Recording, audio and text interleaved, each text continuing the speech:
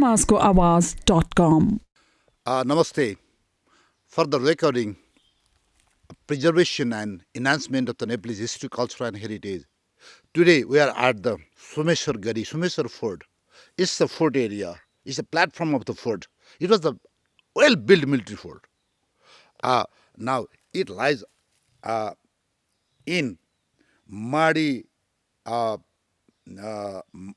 on the Chiton district, Madi municipality, Ward number 5, and it is the epicenter of the economic, foreign affairs, administrative,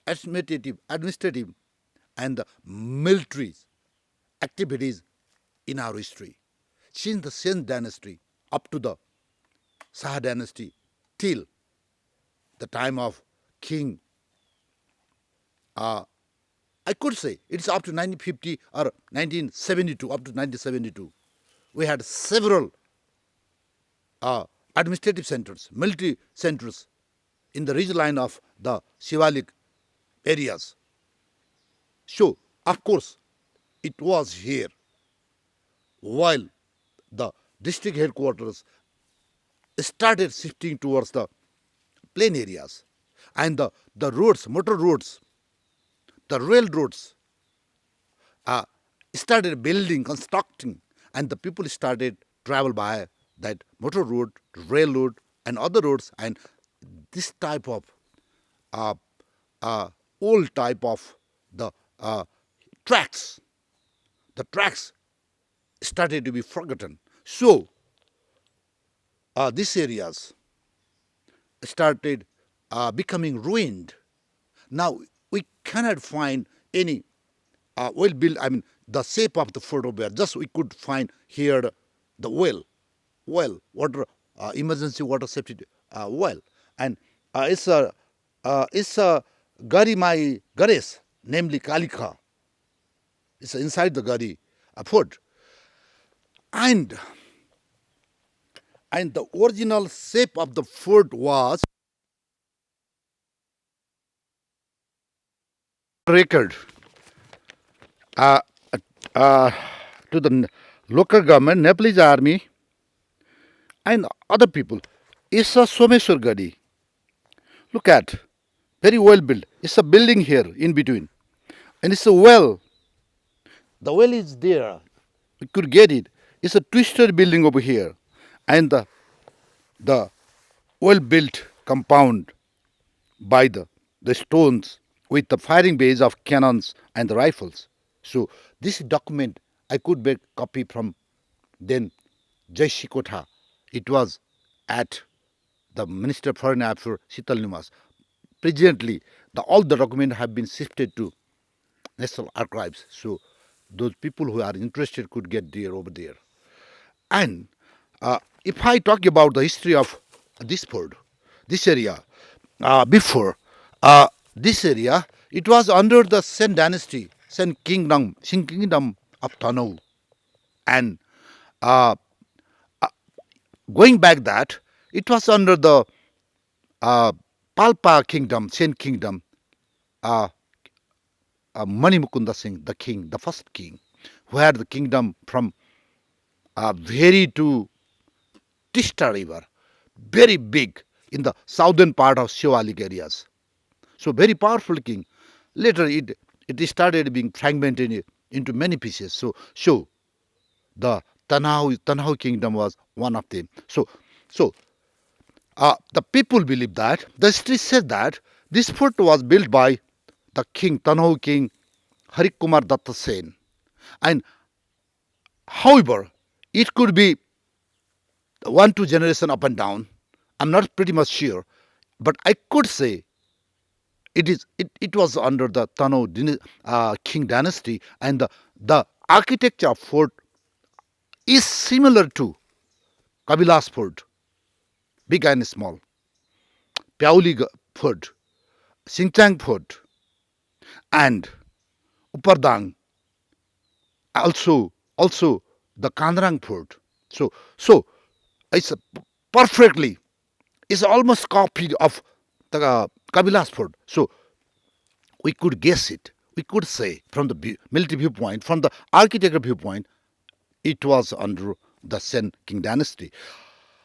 Later, later, it was annexed into Nepal in during the time of the king Pratap Singh Saha, the Nepalese king, in 1777, the led by the commander in chief Prem Singh Basnyat, and the geographies of the Tanahu kingdom from Trishuli and the Narayani, it calls both names in between.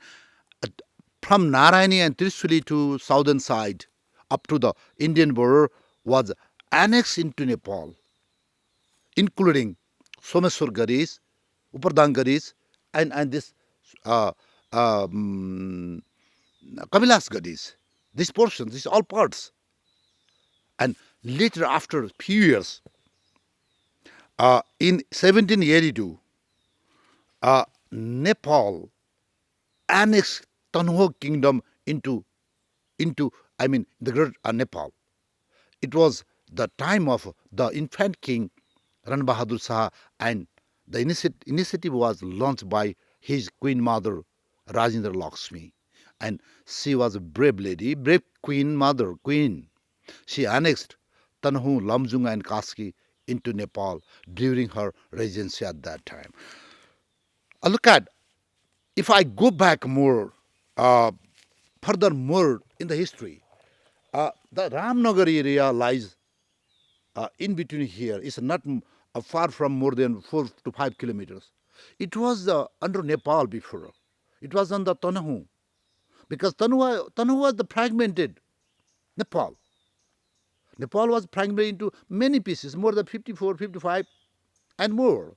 So that was fragmented Nepal, and later uh, King Harikumar Datta's the grandson, King uh, Prahlad Sen's granddaughter, got married with the son of King Rajendra, and his wife Rajendra and his youngest wife Rajya Lakshmi's son Birendra Bikram, and the land was, the Ramnagar was granted as a dowry, uh, so that became the part of India. So later we had the Anglo-Nepal War. So during that period, Nepalese armies, other officials, they were deployed here. I guess lesser, more than one company army, this must be deployed in this area, more than one company, because the water point, the main water point lies just behind of me, maybe 5 to 10 minutes, 15 minutes walk from here. So uh, Colonel Ranabir Singh Thapa was commander of this area. His main headquarters in, of course, at the Makwanpur Palace. So the history of the unification campaign, the history of our Anglo-Nepal War, the history of our pilgrim trips, route towards Banaras, and many more places. It was here. It was the resting place of the kings, queens, and other courtiers, high-level courtiers over here, while they travel to India, going to India and getting back to Nepal. It was the main route up to the end of the Rana prime ministership in Nepal. It was the major lifeline towards Kathmandu. We have seen in the histories several historical incidents over here, so that it is the replica of Sen dynasty, because the fort itself, the Kalika temple, and other so many infrastructure is a replica of the Sen dynasty. Later, it became Nepal, and it's a history of Nepalese army. It's a history of foreign affairs. It was the control point of immigration. Even the uh, royal families, Rana families, big level courtiers had to get permission to travel Nepal. Uh, I mean, get outside from Nepal, also get inside Nepal. So that was the provision. So Also, it's a line of so many deities, god and goddesses. We had seen it on the way. So that it's a very important. Now I would like to get some introduction about the forts in this area. It's a main entrance of the fort. It's the original one. The steps are the original one, and in the southern side, it is constructed with the natural obstacle, and there is a big ditch here, very deep and big ditch here, and uh, I, it is Gadi Mai Kalika, the goddess of the Gadi food.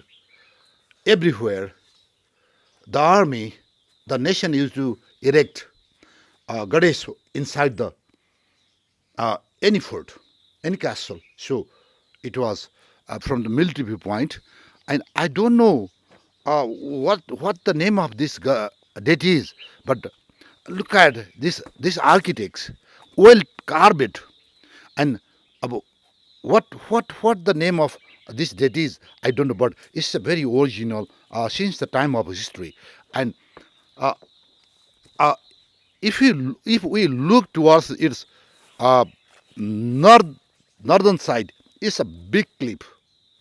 I can't come, you can't walk from here.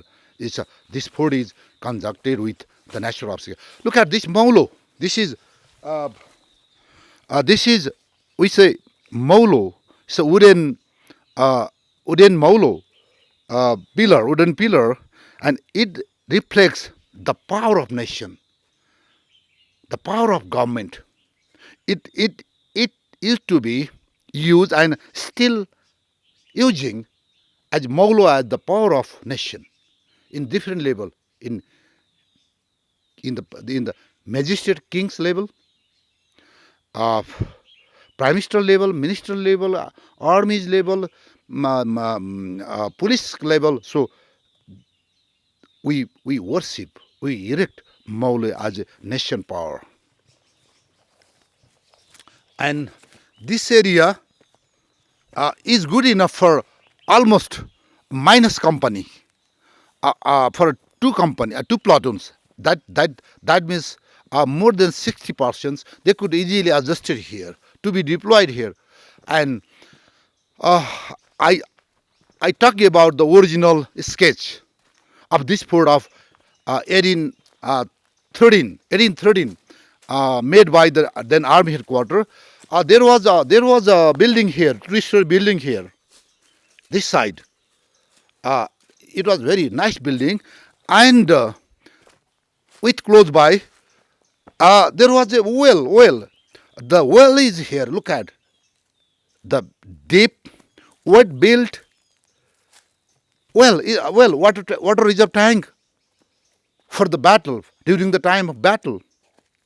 While the army gets contact with the enemy, then nobody could go outside for the harvesting water or for pouring water. So for that period, maybe for 7 days, 10 days, 15 days, it depends the capacity of this well. So for that use, the well water reserve tank used to be built at that time at every fort. So, and uh, there are some sentry posts over there from behind me. So it is it is it is perfectly built. Every prerequisites were erected here.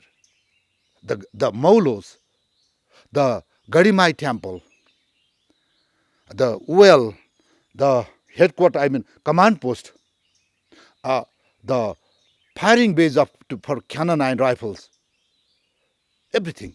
It was well built cannon. And finally, this area, this fort used to control over the axis from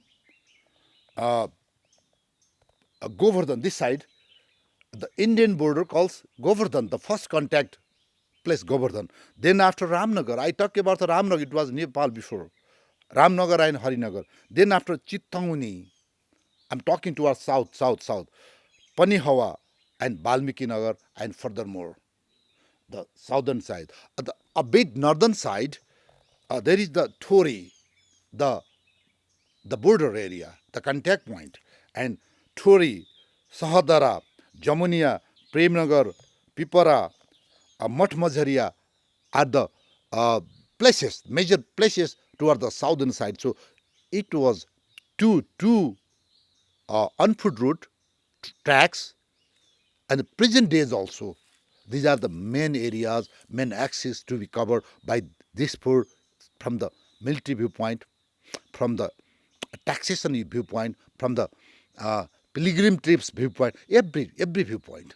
Presently, it has become ruined because it has been neglected, and people even they don't know it was a fort. People say it was just a temple, but it was fort, and on way to this place, there are so many signboard were there written. Sumeswar Gadi, Sumeswar Gadi, Sumeswar. Yes, the general people, I guess they know it's a Sumeswar Gadi, but they haven't seen where is the Gadi fort here. It's a ruin. Present generation, they don't believe it was a fort. So that I made request to the Nepalese army, a local government, the national government. Please find the original copy of this fort and make it from the original type, and please call off your history, culture, and heritage. Thank you very much. Audio Jungle. Samajkoawaj.com